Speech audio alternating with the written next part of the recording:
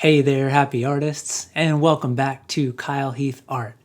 I hope you guys are doing really well this month.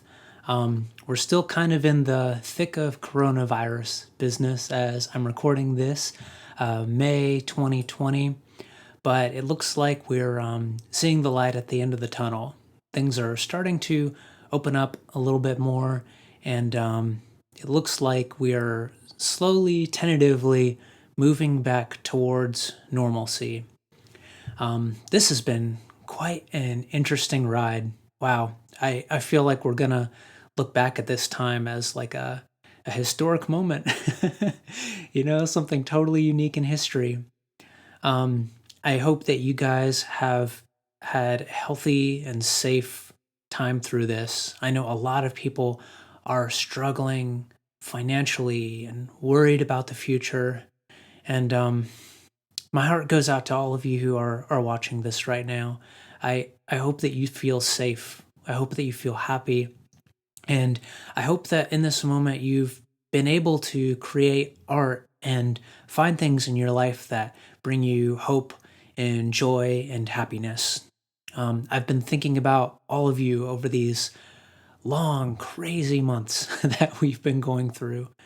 So, anyways, I just wanted to start with that because I'm sure that everything I say today is going to be a little bit tinged by the fact that I'm kind of rocked by all of this wildness. And so I felt like it was appropriate to just talk about what's going on as I'm recording and telling you guys about energetic brushstrokes. So, anyways, with that out of the way as a quick introduction, I'll dive into our topic. The lesson that I want to go through today is painting with energetic brush strokes. It's really hard for me to say the word brush strokes too, so try not to laugh at me too much as I go through this saying rush, rush, rush, rush, rush. I'm doing my best here, man. Um, I'm excited about this topic because my brush strokes are the number one compliment I receive for my paintings. And I'm not trying to like pat myself on the back here or say like, "Oh, I'm so good at this thing." But I do feel like I have a lot to say about this topic. I do think that this comes naturally to me.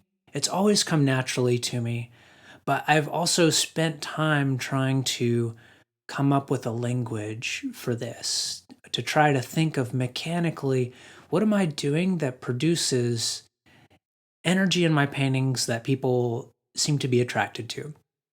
So I hope that I can express that to you in a way that's clear to you, something that can be actionable to you, so that you can add a little more energy to your paintings by following some of my suggestions.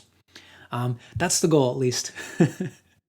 As you're watching, as I talk, you'll see me painting a painting that I really enjoyed creating. It's a bunch of eggs and eggshells, is what you'll see. I don't know what state it's at as I'm talking now. Probably the drawing phase with charcoal.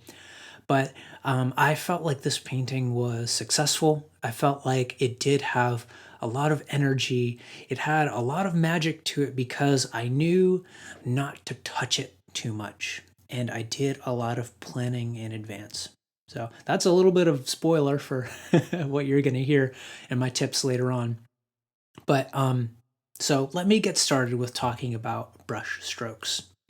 I wanted to start this by giving my definition of what is an energetic brush stroke, because it's pretty common language to artists, but who knows if we all mean the same thing. So I just want to give my definition so you kind of know where I'm coming from with this. So, what is an energetic brush stroke? To me, another replaceable phrase for that is confident brush strokes. Energetic brush strokes and confident brush strokes to me mean the same thing. And so when I'm talking about energy in the painting lines, I don't necessarily mean that those strokes were put down fast or they were put down slow, I don't necessarily mean that they were put down wildly or that they were put down in a controlled way. In my mind, it can look all kinds of different ways. Confident brush strokes. To me, what that means is those strokes are put down without hesitation and without retouching. So in my mind, when I think of this, I'm thinking the name of the game, the goal is set it and forget it. Put that brush stroke down and don't you dare touch it. Just let it exist for what it is. And then one other addendum I'll put to my definition of what is an energetic brushstroke is it's done with the intention of creating an interesting abstract shape. So I'm not thinking eggs when I'm putting down that stroke. That stroke to me represents a cool looking shape. So that's my definition moving forward. I just wanted to make sure that we were all on the same page because I'm going to be talking about energy a lot, and I don't want you to think that necessarily what I mean is you're waving your arm in the air and slapping paint down. And if you want to do that, go for it. Soroya found a lot of success with that, and apparently he brought tears to people's eyes. He painted so fast and so wildly. So if you want to make people cry while you're painting, then wave that brush around, I guess, historically. All right, so I gave you my definition. That sounds great. But how in the world do you get confidence? How in the world do you paint without hesitation? How do you paint abstract shapes? Well, this video is going to be all about that. So for the next period of time for this video, I'm going to show you 16 tips for how to make more energetic brush strokes. And these are all things that I do, and they're things that I think about as I paint. All right, so tip number 1 is pre-planning. And this is one of my favorite secrets of painting. Making decisions before you put the brush to the canvas. It's internalizing your skills so that you have more mental space to focus. So pre-planning. And you can consider this to be an umbrella term for a good chunk of the tips to follow. Painting can feel like way too many things to pay attention to. If you break down all the things you're doing while you're painting, you'll probably want to break down.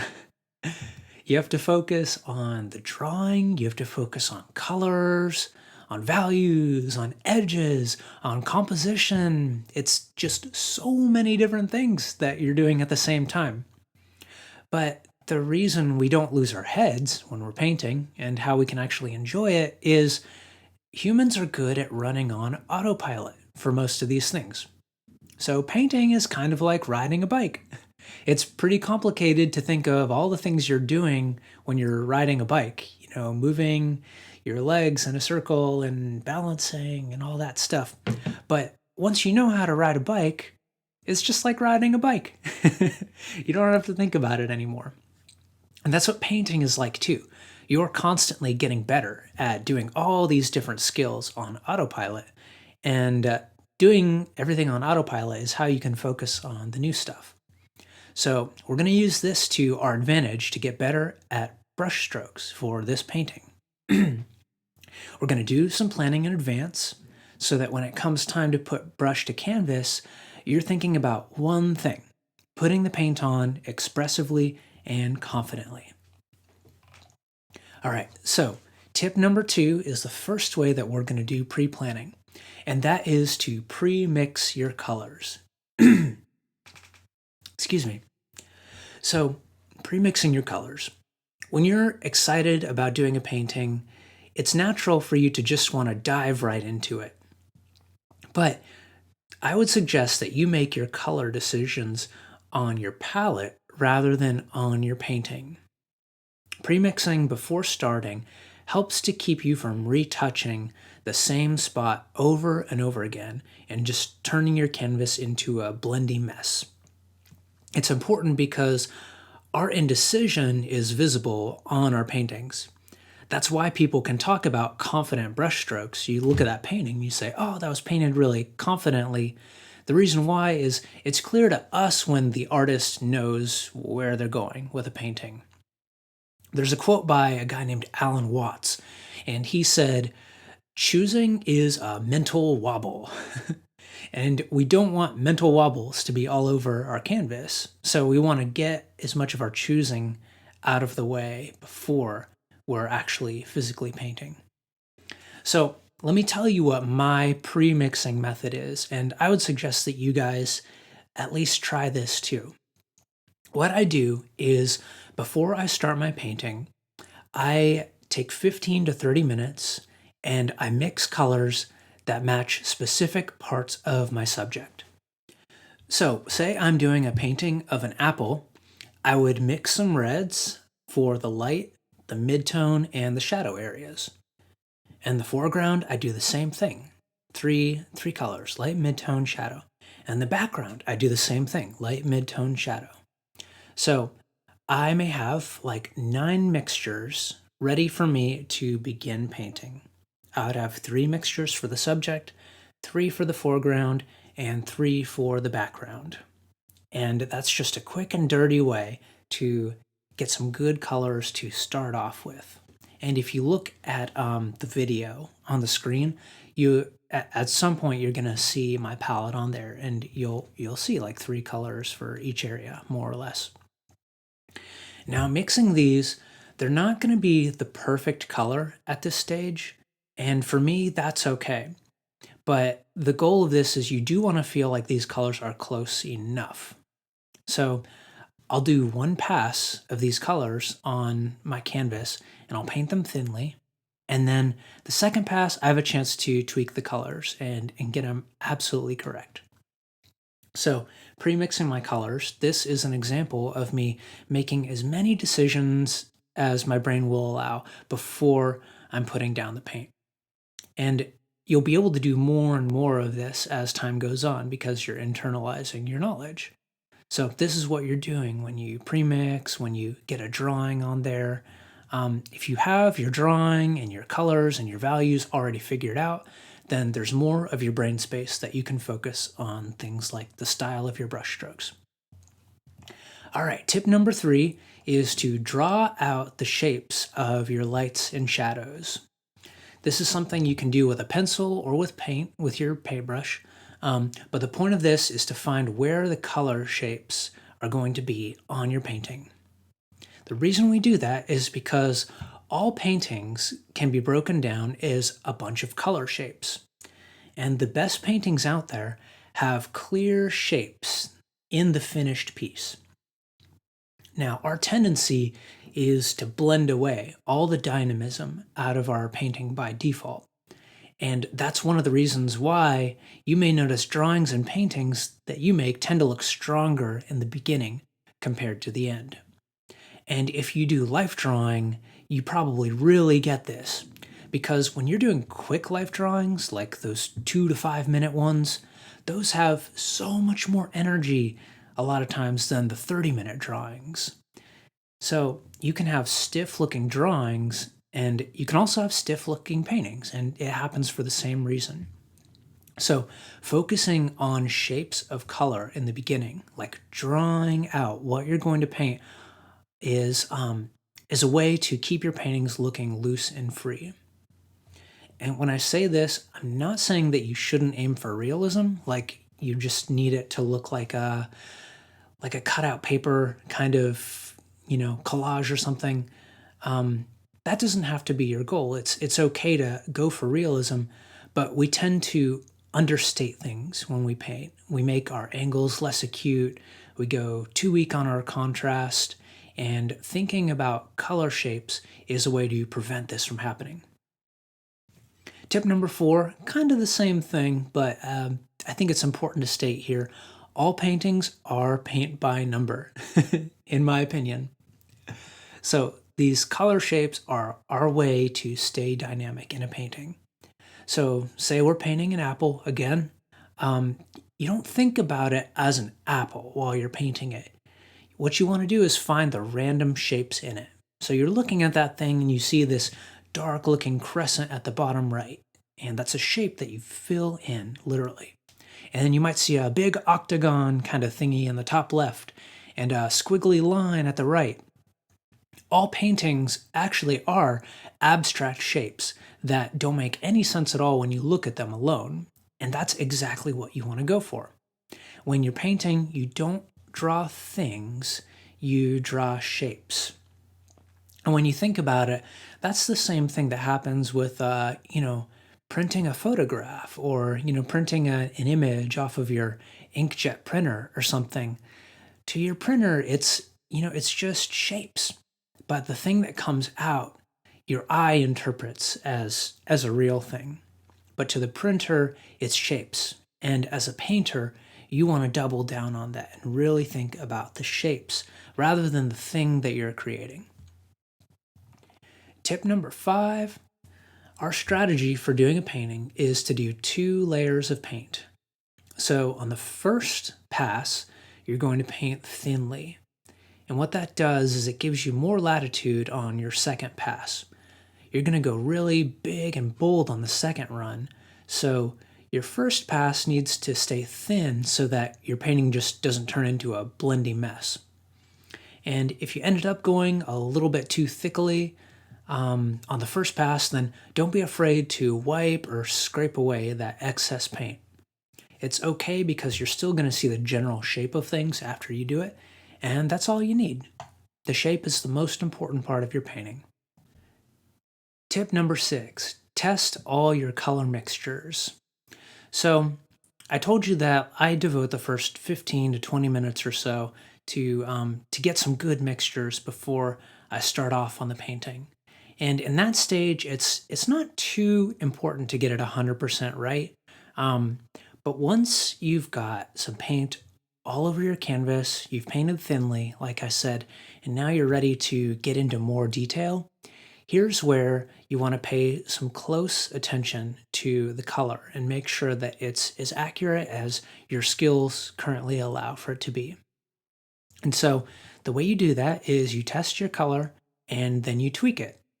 So the way you do it is you've got your palette of colors and you mix a color, say, in my example here, say I'm mixing like the dark part of the egg yolk.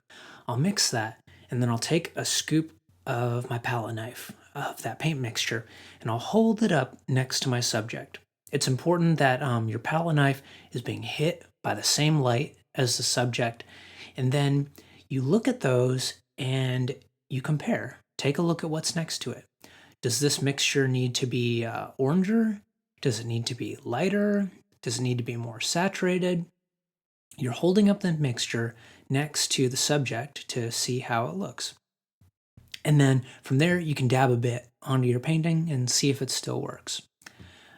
If you're not sure about how to mix colors or how to match colors, or you're still kind of growing in that skill, watch my video, The Ultimate Guide to Color Mixing. That will give you a process for how to do color mixing, for how to compare, and how to tweak to get closer to the color that you're aiming for. So we're mixing colors and then we're tweaking it for the second pass to get it as close as possible to the real thing. And the reason why you kind of want to hold off till the second pass before you get really accurate is because it's hard to judge color accuracy without some kind of context. Like if I were to put a dab of paint on a white canvas, it would be really hard for me to tell how orange that paint is on the canvas because it's surrounded by white. But as soon as I put some blue next to it or something, or just get paint on the canvas, suddenly it's easier to judge what that color actually is there. Colors always exist in relationships with each other. So that's why we can really focus on accuracy on the second pass, is because we've got some relationships out there and we can judge, is this accurate? Is this not accurate? And then from here, we're going to take it piece by piece. So, initially I have like 3 colors for, a red apple or something like that. So I have 3 target areas of that apple that I'm going to work on, and we're thinking in terms of shapes. So tackle 1 is that accurate? I put it on there, and then the goal is to rinse and repeat. So that's tip number 8 is you tackle each of these areas one by one. You test your color, you paint in the color shape, and you put it on with expressionist brush strokes. So we've gotten to the point in our painting now where we've got color decisions made, we've got drawing decisions made, and that means that hopefully now we've freed up enough energy that we can focus on the style of our brush strokes. And so here now, I'm going to start talking about how to think of these energetic brush strokes. And remember my definition from the beginning. An energetic brushstroke is one that's put down without hesitation or retouching. It's one that's done with the intention of creating an interesting abstract shape. So, tip number 9, I'm going to talk about choosing a style of brush strokes. So we've got our color mixed and we're about to put it down for that color shape. And now what we're thinking is, how do we want to put it down? And first off, I would suggest not choosing a specific style of brushstroke. If I were you, start off by trying to just think abstractly while you fill in the color space. I think this kind of intuitive approach is a nice natural way to find a certain brushstroke that is appealing to you and the type of style that you're trying to create. But if you're totally blanking and not really coming up with any ideas of how to put down paint, then try this for starters. You're going to do a downward stroke and then a diagonal one upward and then a sideways one. Down, up, sideways, down, up, sideways, down, up, sideways, repeat, repeat, repeat. You see how that would kind of create like kind of a chaotic mess? That's that's what we're going for. Like we want our brushstrokes to not have rhyme or reason to them. Like we want them to be chaotic. So that type of painting style, if you can't think of something, would make for a good abstract brush mark. Down, up diagonal to the side, just kind of whisking it around. That sort of chaos produces a nice abstraction. So that's something you can try if you can't think of any brush stroke to put down. And also, if you benefit from exercises, here's something you can do to kind of like brainstorm and think of different brush strokes that you could create. Mark out some squares on a piece of paper or canvas. So you've got these squares on paper or canvas, and now fill each one of these squares with different strokes, and make sure to fill the entire square.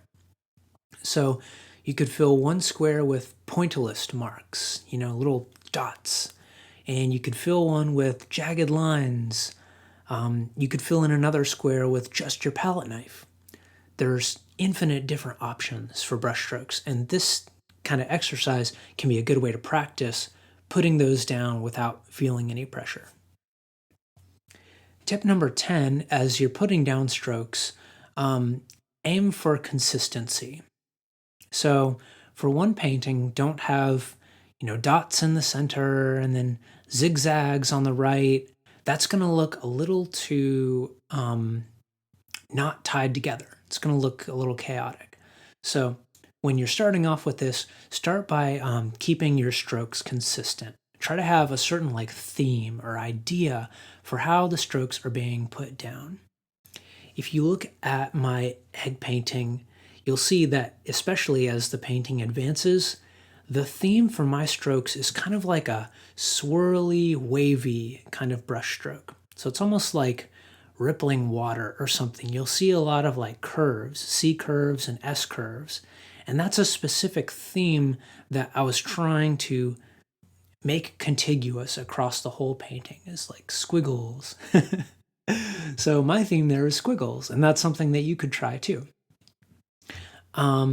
So keep your painting consistent.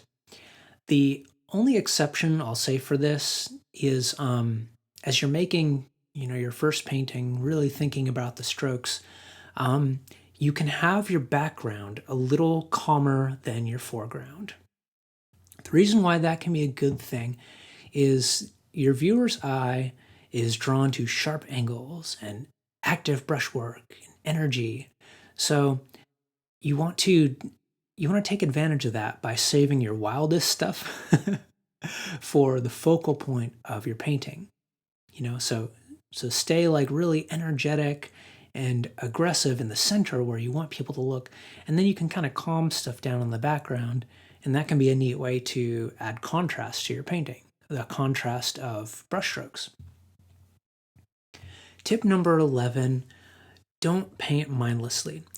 This is kind of a general tip, so we're stepping back a bit from the practical tips. And this is kind of just a good general principle, which is like pointing out a bad habit that a lot of us have as painters. We tend to paint mindlessly. I do it. I've seen a lot of my friends do it. When you don't know what to do next and you're working on a painting, it's common to just kind of mindlessly dab at the painting. What should I do next? What part should I work on? And all the while you're thinking about that, you're like petting the painting. And it's almost like a state of daydreaming while you're doing it. But the problem with that is while you're sort of mindlessly daydreaming, you're blending out all the strength and energy of your painting. You're creating mud out of the mixtures, you're removing all the hard edges, and it's not an intentional decision. So it's a bad habit as painting. So I would say, as best as you can, try to develop the habit of putting down your brush when you don't know what to do. When you're applying paint, you want to do it mindfully, not mindlessly. Tip number 12, think of your brushstrokes as having movement and direction. Paintings can have a certain flow, just like a river.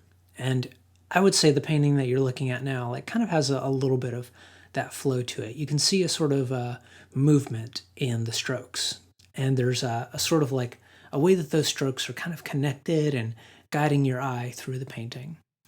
Having a flow like this can help guide people's eye around your canvas and give that sense of movement. So that's something that you can consider using for one of your paintings. And the stroke directions don't necessarily need to have anything to do with the volume of the form you're painting. And in fact, I would encourage you to avoid following the form of an object. So for example, if you're painting a sphere that like curves around, I would say you don't want to make your strokes curve around it.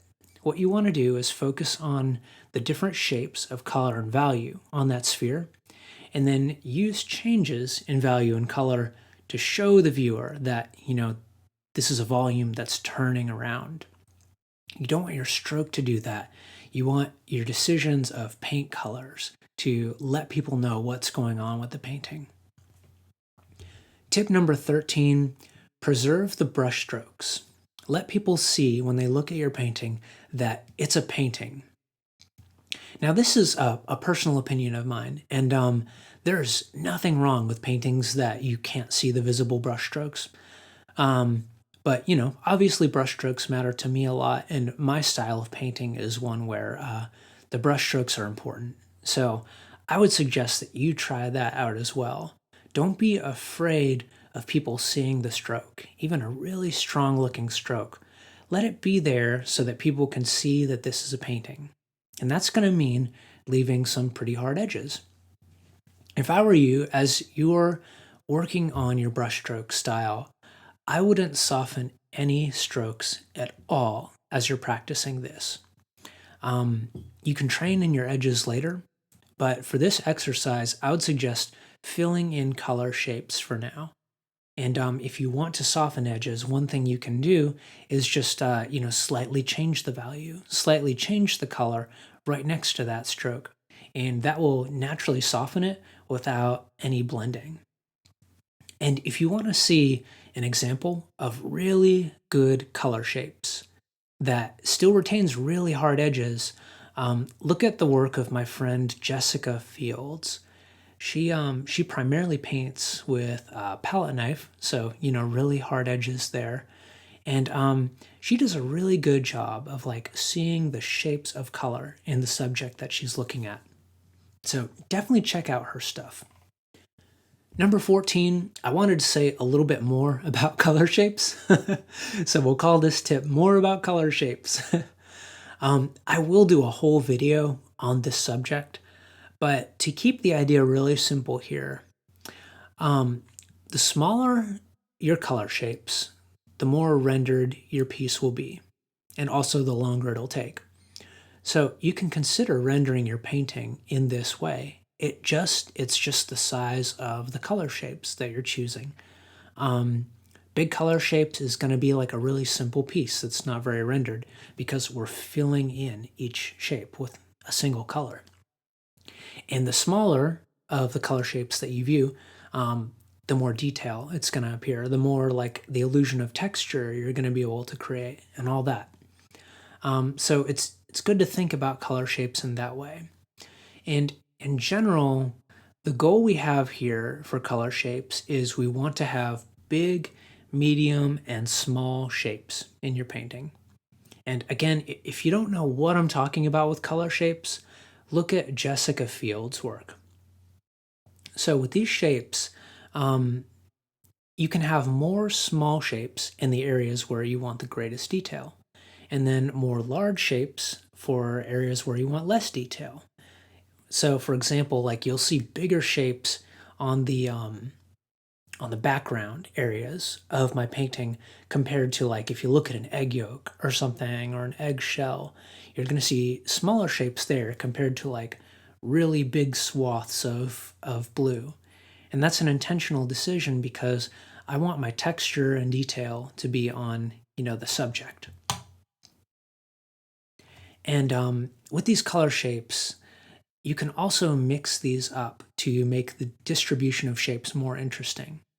So I will put like some medium shapes next to big ones. I'll put some big shapes next to small ones. And that just creates this kind of aesthetic beauty that is appealing to viewers' eyes. Big, medium, and small shapes. And if that doesn't make any sense at all, don't worry, I'll devote a whole lesson to it. It's something I wanted to say here, but it's something that I haven't really thought about how to instruct yet, but I do think it's an important principle. And yeah, I think I'll have really like clearer way of describing this when I create a whole video devoted for it.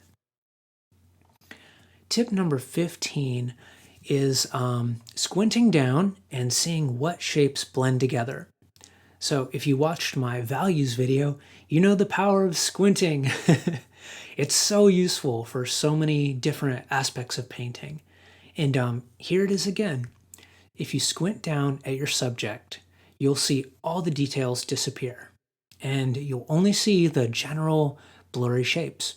And those are the things that you really want to emphasize in your painting.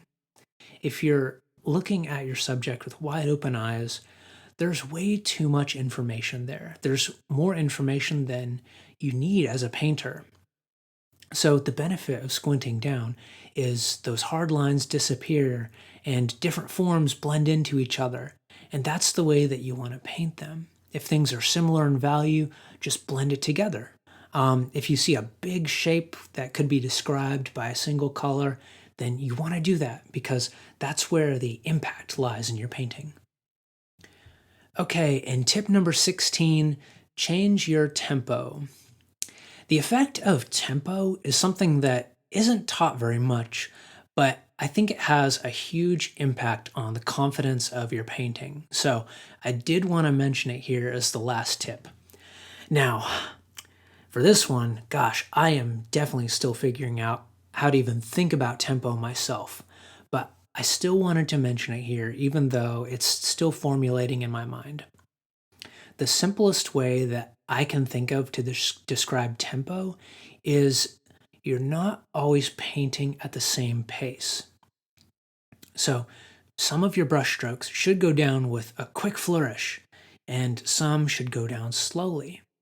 And diversifying your tempo as you paint really adds a strong sense of liveliness and facility and confidence to your painting.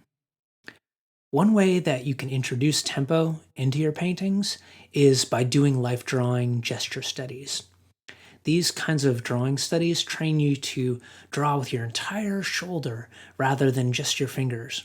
And that can give you a taste for creating art with broad, sweeping C curves and S curves. The benefit of this kind of familiarity can give you more tools when you sit down to paint. So when you're painting, some of your strokes can be done with your shoulder, some with your wrist, and some really fine details with just your fingers. And each of those different ways of applying paint is going to look a different way. There's going to be a different sense of movement to it. And the more you practice this, the more you'll get a taste for when you can slow down or when you can speed up in order to give a liveliness and confidence to your painting. And gosh, that's about the best way I can think of to describe tempo right now, but I am going to be thinking about it more. I do think it's important. Here's another way to describe it that isn't painting related at all, but maybe it'll give you kind of an idea of what we're thinking about here. Think about how tempo applies to being a skilled piano player. If you think of like beginning piano players, either they have no rhythm at all, or the piano playing almost is like banged out like notes on a metronome. Like there's absolutely no soul to the music of a beginning pianist. They're just knocking out notes. But the more familiar you become with a piano or some other instrument, the more you can kind of guide that tempo with soulful changes. And that allows you to make the piano really express powerful moods. And painting is the same way. Painting has tempo too. You don't think about it because you're just looking at a visual medium. But when you're actively painting, there is a tempo to it, just like in music. And it comes out in the end goal of the visual piece that you create. So, something to think about. I'm going to think about that subject more and figure out how the heck you describe it. But a basic guideline is you can think about doing some of your painting with your shoulder and other parts with your wrist and other parts with your fingers, and think about how those changes kind of impact the speed at which your brush goes down and the feeling that a brushstroke will create. Thank you so much for spending some time with me and watching this video. I hope these tips give you some ideas for how you can experiment and play around and try to add more energy to your strokes. So the basic umbrella view that I'm putting here is, number one, doing pre-planning is really valuable for your painting. Get a bunch of decisions out of the way, like what colors you're going to use and where they're going to go. And then you have more space to think about how I'm going to put the color down. So think about that in your own practice. What areas are there where you can do a little bit of pre-planning? That way you've got the mental latitude when it comes to put down paint where you can say, man, how do I want to put this on here? I could have some fun with this because it is a lot of fun. So to give the definition of energetic brushstrokes, again, just to close things up, doesn't mean that you're putting paint down wildly, but what it does mean is you're putting your paint down without hesitation and without retouching. You're just gonna set it and forget it. Put that down like you mean it. And this is done with the intention of creating an interesting abstract shape. Every single painting is just a combination of color shapes, and that's the whole thing. And the more detailed, might mean that there are a lot of really tiny color shapes. But the best painters have this concept of a painting is really an abstraction in a way. We're creating an illusion of detail, but we want our shapes to be beautiful and intentional and put down in an interesting way for the sake of the viewer. So play around with getting more energetic and more confident with your brushstrokes. I hope these 16 tips help you to explore your own artistic style. And thanks, guys. I really appreciate you spending this time with me. Have a great month.